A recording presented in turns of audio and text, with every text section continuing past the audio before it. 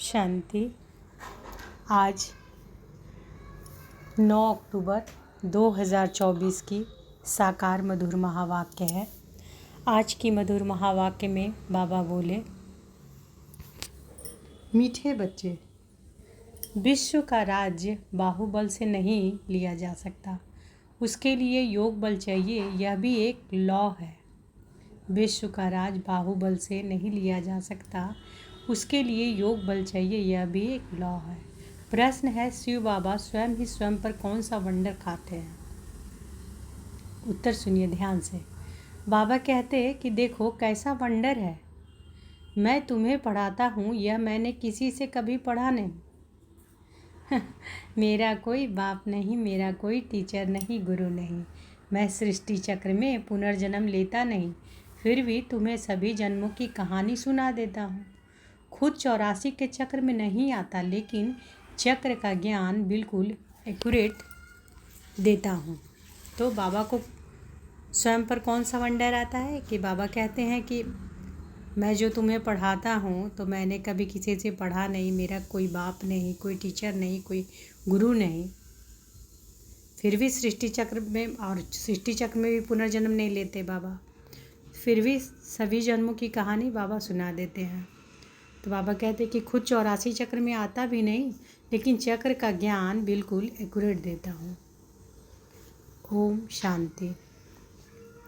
रूहानी बाप तुम बच्चों को स्वदर्शन चक्रधारी बनाते हैं, अर्थात तुम इस 84 के चक्र को जान जाते हो। तो स्वदर्शन चक्रधारी अर्थात क्या होता है कि तुम इस 84 के चक्र को जान जाते हो। आगे नहीं जानते थे, अभी बाप द्वारा तुमने जाना है। 84 जन्मों के चक्र में तुम आते हो जरूर। तुम बच्चों को 84 के चक्र का नॉलेज देता हूँ। मैं स्वदर्शन चक्रधारी हूँ, परंतु प्रैक्टिकल में 84 जन्मों के चक्र में आता नहीं हूँ। तो इससे समझ जाना चाहिए शिव बाप में सारा ज्ञान है। तो बाबा क्या बोल रहे हैं कि तुम बच्चों को 84 के चक्र का नॉलेज देता हूँ। मैं स्वदर्शन चक्रधारी हूँ, परंतु प्रैक्टिकल में 84 जन्मों के चक्र में आता नहीं हूँ। तो इससे समझ जाना चाहिए कि शिव बाप में सारा ज्ञान है। तुम जानते हो कि हम ब्राह्मण अभी स्वदर्शन चक्रधारी बनते हैं।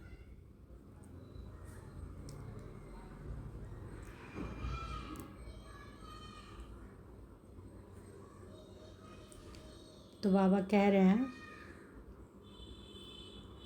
कि आगे नहीं जानते थे, अभी बाप द्वारा तुमने जाना है।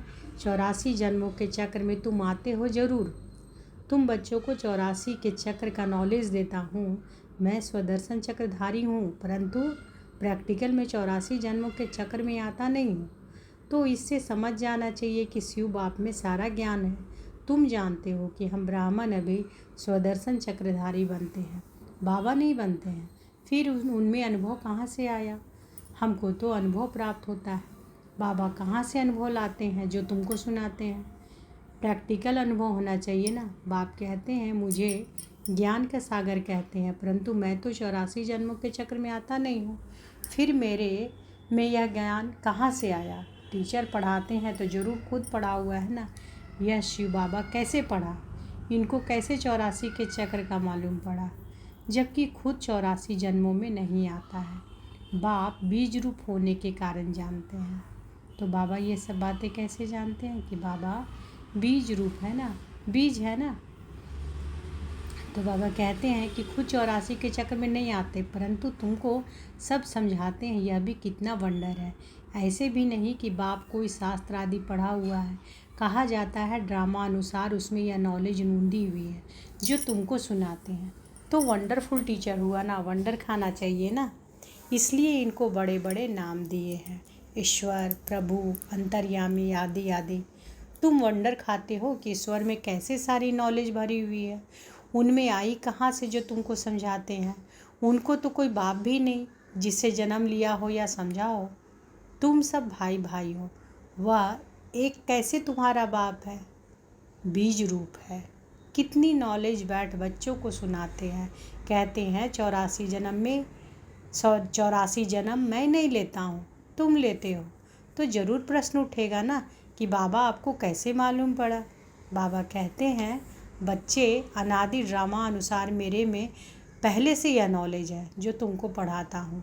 इसलिए ही मुझे ऊंच ते ऊंच भगवान कहा जाता है। खुद चक्र में नहीं आते, परंतु उनमें सारी सृष्टि के आदि मध्य अंत की नॉलेज है। तो तुम बच्चों को कितनी खुशी होनी चाहिए। उनको 84 के चक्र की नॉलेज कहाँ से मिली? तुमको तो मिली बाप से। बाप में ओरिजिनल नॉलेज है। उनको कहा ही जाता है नॉलेजफुल। कोई से पढ़ा भी नहीं है तो भी उनको ओरिजिनली मालूम है, इसलिए नॉलेजफुल कहा जाता है। तो उनको क्या कहा जाता है? नॉलेजफुल। कोई से पढ़ा भी नहीं है तो भी उनका ओरिजिनली मालूम है, इसलिए नॉलेजफुल कहा जाता है। यह वंडर है ना, इसलिए यह ऊंची से ऊंच पढ़ाई गाई जाती है। बच्चों को वंडर लगता है बाप पर। उनको क्यों नॉलेजफुल कहा जाता है? एक तो यह समझने की बात है, दूसरी फिर क्या बात है? यह चित्र तुम दिखाते हो, फिर पूछेंगे कि ब्रह्मा में भी अपनी आत्मा होगी और यह जो नारायण बनते हैं उनमें भी अपनी आत्मा होगी। 2 आत्माएं हैं ना, एक ब्रह्मा एक नारायण की। परंतु विचार करेंगे तो यह कोई 2 आत्माएं नहीं है, आत्मा एक ही है। यह एक सैंपल दिखाया जाता है देवता का। यह ब्रह्मा सो विष्णु अर्थात नारायण बनते हैं। तो बाबा क्या कह रहे हैं, ध्यान से सुनिए कि यह जो नारायण बनते हैं उनमें भी अपनी आत्मा होगी। यह चित्र में तुम दिखाते हो कि कोई पूछेंगे कि ब्रह्मा में भी अपनी आत्मा होगी और यह जो नारायण बनते उनमें भी अपनी आत्मा होगी। 2 आत्माएं हैं ना, एक ब्रह्मा एक नारायण की। परंतु विचार करेंगे तो यह कोई 2 आत्माएं नहीं है, आत्मा एक ही है। यह एक सैंपल दिखाया जाता है देवता का। यह ब्रह्मा सो विष्णु अर्थात नारायण बनते हैं। इसको कहा जाता है गूढ़ बातें। बाप बहुत गूढ़ नॉलेज सुनाते हैं जो और कोई पढ़ा ना सके सिवाय बाप के। तो ब्रह्मा और विष्णु की कोई 2 आत्माएं नहीं हैं। वैसे ही सरस्वती और लक्ष्मी, इन दोनों की 2 आत्माएं हैं या एक आत्मा एक है, समझे? तो बाबा क्या समझा रहे हैं आज कि जैसे सरस्वती और लक्ष्मी, तो इन दोनों की 2 आत्माएं हैं या एक? हम लोग से बाबा पूछ रहे हैं। तो बाबा बताते हैं फिर कि आत्मा एक ही है, शरीर 2 है। यह सरस्वती है, फिर लक्ष्मी बनती है, इसलिए एक आत्मा गिनी जाएगी। 84 जन्म एक ही आत्मा लेती है। यह बड़ी समझ की बात है। ब्राह्मण सो देवता, देवता सो क्षत्रिय बनते हैं। आत्मा एक शरीर छोड़ दूसरा लेती है। आत्मा एक ही है। यह एक सैंपल दिखाया जाता है कैसे ब्राह्मण सो देवता बनते हैं। हम सो का अर्थ कितना अच्छा है। इसको कहा जाता है गुई बातें। इसमें भी पहले तो यह समझ चाहिए कि हम एक बाप के बच्चे हैं। सभी आत्माएं असुल परम धाम में रहने वाली है, यहाँ पाठ बजाने वाली है। यह खेल है। बाप तुमको इस खेल का समाचार बैठ सुनाते हैं। बाप तो ओरिजिनली जानते ही हैं, उनको कोई ने सिखाया नहीं है। इस 84 के चक्र को वही जानते हैं जो इस समय तुमको सुनाते हैं। फिर तुम भूल जाते हो, फिर उनका शास्त्र कैसे बन सकता? बाप तो कोई शास्त्र पढ़ा हुआ नहीं है, फिर कैसे आकर नई नई बातें सुनाते हैं? आधा कल्प है भक्ति मार्ग, यह बात भी शास्त्रों में नहीं है। यह शास्त्र भी ड्रामानुसार भक्ति मार्ग में बने हैं। तुम्हारी बुद्धि में शुरू से लेकर अंत तक उस ड्रामा की कितनी बड़ी नॉलेज है, उनको जरूर मनुष्य तन का आधार लेना पड़े। शिव बाबा इस ब्रह्मा तन में बैठ इस सृष्टि चक्र की नॉलेज सुनाते हैं। मनुष्य ने तो गपोड़े लगाकर सृष्टि की आयु ही कितनी लंबी कर दी है। नई दुनिया सो फिर पुरानी दुनिया बनती है। नई दुनिया को कहा जाता है स्वर्ग, पुरानी को कहा जाता है नरक। दुनिया तो एक ही है। नई दुनिया में रहते हैं देवी देवता, वहाँ अपार सुख है। सारी सृष्टि नहीं होती, अभी इनको पुराना कहा जाता है। नाम ही है आयरन एजेड वर्ल्ड। जैसे ओल्ड दिल्ली और न्यू दिल्ली कहा जाता है। बाप समझाते हैं, मीठे मीठे बच्चों, न्यू वर्ल्ड में न्यू दिल्ली होगी। यह तो ओल्ड वर्ल्ड में ही कह देते हैं न्यू दिल्ली, इनको न्यू कैसे कहेंगे? बाप समझाते हैं कि नई दुनिया में नई दिल्ली होगी, उनमें यह लक्ष्मी नारायण राज्य करेंगे, उसको कहा जाएगा सतयुग। तुम इस सारे भारत में राज्य करेंगे। तुम्हारी गद्दी जमुना किनारे पर होगी, पिछाड़ी में रावण राज्य की गद्दी भी यहाँ ही है। रामराज की गद्दी भी यहाँ होगी। नाम देहली नहीं होगा, उसको परिस्तान कहा जाता है। फिर जो जैसा राजा होता है वो अपना गद्दी का नाम ऐसे रखते हैं। इस समय तुम सब पुरानी दुनिया में हो, नई दुनिया में जाने के लिए तुम पढ़ रहे हो, फिर से मनुष्य से देवता बन रहे हो। पढ़ाने वाला है बाप।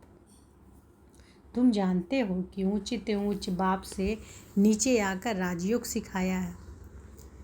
तो बाबा क्या बता रहे हैं कि तुम जानते हो कि ऊंचे बाप ने नीचे आकर राजयोग सिखाया है।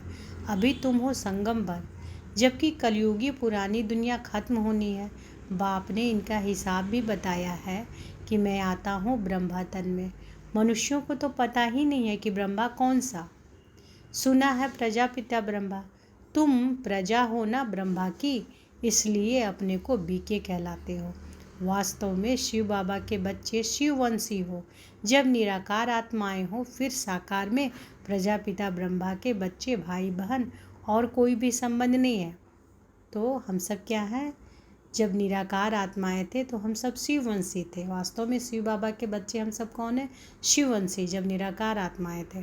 फिर साकार में प्रजापिता ब्रह्मा के बच्चे भाई बहन, और कोई भी संबंध नहीं। तो प्रजापिता ब्रह्मा के बच्चे हम सब क्या हो गए? भाई बहन। इस समय तुम उस कलयुगी संबंध को भूलते हो, क्योंकि उसमें बंधन है। तुम जाते हो नई दुनिया में। ब्राह्मणों की चोटी होती है, चोटी ब्राह्मणों की निशानी है। तुम ब्राह्मणों का यह कुल है, वह है कलयुगी ब्राह्मण। ब्राह्मण अक्सर करके पंडे होते हैं। एक धामा खाते हैं, दूसरे ब्राह्मण गीता सुनाते हैं। अभी तुम ब्राह्मण या गीता सुनते हो, वह भी गीता सुनाते हैं। तो बाबा क्या करे कि अभी तुम ब्राह्मण या गीता सुनाते हो और वह भी गीता सुनाते हैं। तुम भी गीता सुनाते हो। फर्क देखो कितना है। तुम कहते हो कृष्ण को भगवान नहीं कह सकते। कृष्ण को तो देवता कहा जाता है, उनमें दैवी गुण है।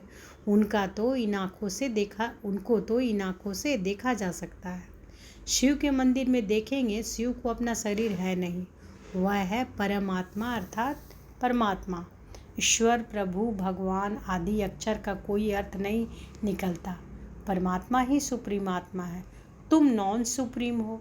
फर्क देखो कितना है तुम्हारी आत्मा और उस आत्मा में। तुम आत्माएं अभी परमात्मा से सीख रही हो, वह कोई से सीखा नहीं है। यह तो फादर है ना। उस परम पिता परमात्मा को तुम फादर भी कहते हो, टीचर भी कहते और गुरु भी कहते हैं एक ही। तो बाबा क्या करे कि उस परम पिता परमात्मा को तुम फादर भी कहते, टीचर भी कहते और गुरु भी कहते। है एक ही, है ना।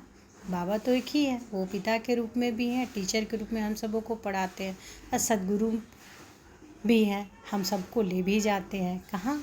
सुखधाम में। तो एक ही परमात्मा है, उनको कहा जाता है सुप्रीम। हर एक को पहले फादर चाहिए, फिर टीचर चाहिए, फिर पिछाड़ी में चाहिए गुरु। बाप भी कहते हैं कि मैं तुम्हारा बाप भी बनता हूँ, फिर टीचर बनता हूँ, और फिर मैं तुम्हारी सदगति दाता सदगुरु भी बनता हूँ। सदगति देने वाला गुरु है ही एक, बाकी तो गुरु अनेक हैं। बाप कहते हैं कि मैं तुम सबको सदगति देता हूँ। तुम सब सतयुग में जाएंगे, बाकी सब चले जाएंगे शांति धाम, जिसको परम धाम कहते हैं। सतयुग में आदि सनातन देवी देवता धर्म था, बाकी कोई धर्म है नहीं, और सभी आत्माएं चली जाती है मुक्ति धाम। सदगति कहा जाता है सतयुग को। सदगति किसको कहा जाता है? सतयुग को। पाठ बजाते बजाते फिर दुर्गति में आ जाते हैं। तुम ही सदगति से फिर दुर्गति में आते हो। तुम ही पूरे 84 जन्म लेते हो। यथा राजा रानी तथा प्रजा, जो उस समय होंगे। 9 लाख तो पहले आएंगे, 84 जन्म 9 लाख तो लेंगे ना, फिर दूसरे आते रहेंगे। यह हिसाब किया जाता है। जो बाप समझाते हैं, सब 84 जन्म नहीं लेते। पहले आने वाले ही 84 जन्म लेते हैं, फिर कम कम लेते आते हैं। मैक्सिमम है 84।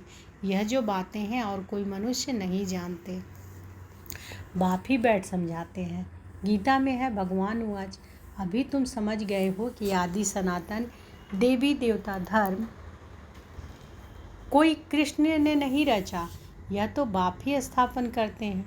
कृष्ण की आत्मा ने 84 जन्मों के अंत में यह ज्ञान सुना है जो पहले नंबर में आया। यह बातें समझने की है। रोज़ पढ़ना है, तुम स्टूडेंट हो। किसके स्टूडेंट हैं हम सब? भगवान के, है ना। रोज़ पढ़ना है, तुम स्टूडेंट हो भगवान के। भगवान वाच है ना, मैं तुमको राजाओं का राजा बनाता हूँ। यह है पुरानी दुनिया। नई दुनिया माना सतयुग, अभी है कलयुग। बाप आकर कलयुगी पतित से सतयुगी पावन देवता बनाते हैं। इसलिए कलयुगी मनुष्य पुकारते हैं कि बाबा आकर हमको पावन बनाओ। कलयुगी पतित से सतयुगी पावन बनाओ। फ़र्क देखो कितना है। कलयुग में है अपार दुख। बच्चा जन्मा, सुख हुआ, कल मर गया, दुखी हो जाएगा। सारी आयु कितना दुख होता है। यह है ही दुख की दुनिया।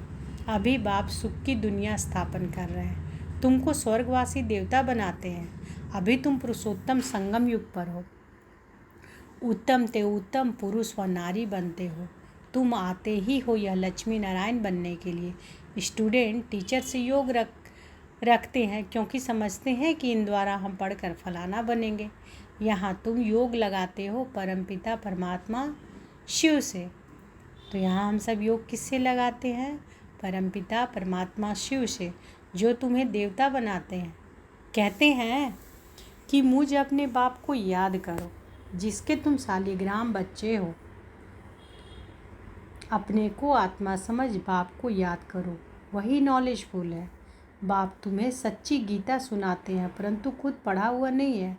कहते हैं कि मैं किसी का बच्चा नहीं, कोई से पढ़ा हुआ नहीं हूँ, मेरा कोई गुरु नहीं। मैं फिर तुम बच्चों का बाप टीचर गुरु हूँ। उनको कहा जाता है परमात्मा। इस सारे सृष्टि के आदि मध्य अंत को जानते हैं। जब तक वह न सुनाए तब तक तुम आदि मध्य अंत को समझ न सको। इस चक्र को जानने से तुम चक्रवर्ती राजा बनते हो। तुमको यह बाबा नहीं पढ़ाते हैं। इसमें यह बाबा नहीं पढ़ाते, यानी बाबा किसके बारे में बोल रहे हैं? ब्रह्मा बाबा के बारे में। तुमको यह बाबा नहीं पढ़ाते, इसमें शिव बाबा प्रवेश कर आत्माओं को पढ़ाते हैं। यह नई बात है ना। यह होते हैं संगम पर। पुरानी दुनिया खत्म हो जाएगी, किसी की दबी रही धूल में किसी की राजा खाए। बच्चों को कहते हैं कि बहुतों का कल्याण करने लिए, फिर से देवता बनाने के लिए यह पाठशाला म्यूजियम खोलो, जहाँ बहुत आकर सुख का वर्षा पाएंगे। अभी रावण राज्य है ना, राम राज्य में था सुख, रावण राज्य में है दुख, क्योंकि सब विकारी बन गए। वह है ही निर्विकारी दुनिया। बच्चे तो इन लक्ष्मी नारायण आदि को भी है ना, परंतु वहाँ है ये योग बल। बाप तुमको योग बल सिखलाते हैं। योग बल से तुम विश्व के मालिक बनते हो। बाहुबल से कोई विश्व का मालिक बन ना सके। लॉ नहीं कहता। तुम बच्चे याद के बल से सारे विश्व की बादशाही ले रहे हो। कितनी उच्च पढ़ाई है। बाप कहते हैं कि पहले पहले पवित्रता की प्रतिज्ञा करो।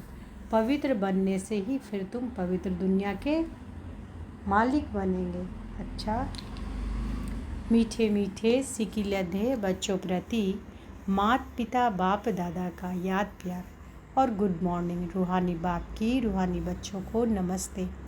हम सब रूहानी बच्चों की रूहानी माता पिता बाप दादा को याद प्यार, गुड मॉर्निंग और नमस्ते नमस्ते नमस्ते। शुक्रिया बाबा, शुक्रिया। धारणा के लिए मुख्य सार। आज धारणा करने के लिए बाबा बोले हैं, पहला, कलयुगी संबंध जो कि इस समय बंधन है, उन्हें भूल स्वयं को संगम युगी ब्राह्मण समझना है। सच्ची गीता सुननी और सुनानी है।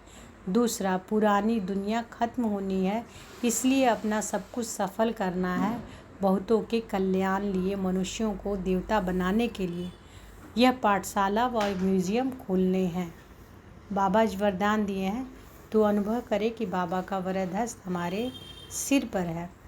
बाप की आज्ञा समझ, मोहब्बत से हर बात को सहन करने वाले सहनशील भाव। बाप की आज्ञा समझ, मोहब्बत से हर बात को सहन करने वाले सहनशील भाव। कई बच्चे कहते हैं कि हम राइट है, फिर भी हमें ही सहन करना पड़ता है, मरना पड़ता है। लेकिन यह सहन करना व मरना ही धारणा की सब्जेक्ट में नंबर लेना है, इसलिए सहन करने में घबराओ नहीं। कई बच्चे सहन करते हैं, लेकिन मजबूरी से सहन करना और मोहब्बत में सहन करना, इसमें अंतर है। बातों के कारण सहन नहीं करते हो, लेकिन बाप की आज्ञा है सहनशील बनो। तो बाबा की आज आज्ञा क्या है? सहनशील बनो। तो आज्ञा समझ मोहब्बत में सहन करना, अर्थात स्वयं को परिवर्तन कर लेना, इसमें ही मार्क्स है। स्लोगन है, जो सदा खुशी की खुराक खाते हैं वह तंदुरुस्त रहते हैं। जो सदा खुशी की खुराक खाते हैं वह तंदुरुस्त रहते हैं। तो आज की मधुर महावाक्य में बाबा क्या क्या बोले कि विश्व का राज्य बाहुबल से नहीं लिया जा सकता और उसके लिए योग बल चाहिए, यह भी एक लॉ है। और बाबा क्या है? आदि मध्य अंत का सबका ज्ञान देते हैं। बाबा नॉलेजफुल हैं और बाबा को अंडर आता है कि बाबा हम सबको पढ़ाते हैं, जो कि बाबा कभी पढ़े भी नहीं हैं। अब बाबा बाप के रूप में, टीचर के रूप में, गुरु के रूप में, 84 के चक्र में भी बाबा नहीं आते हैं, लेकिन सारी ज्ञान बाबा बिल्कुल एक्यूरेट हम सबों को बताते हैं।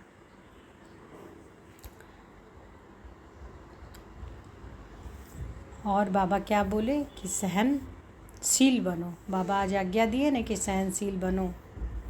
और कलयुगी संबंध जो है इस समय बंधन है। अपने आप को ये सब भूल कर क्या समझना है कि हम सब संगम युगी ब्राह्मण हैं।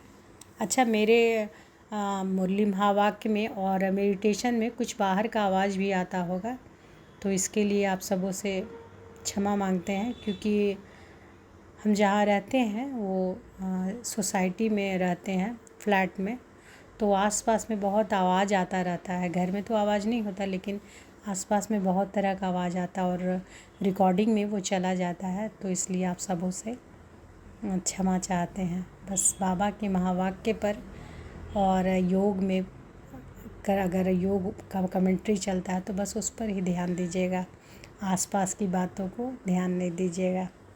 अच्छा बाबा, शुक्रिया शुक्रिया। ओम शांति।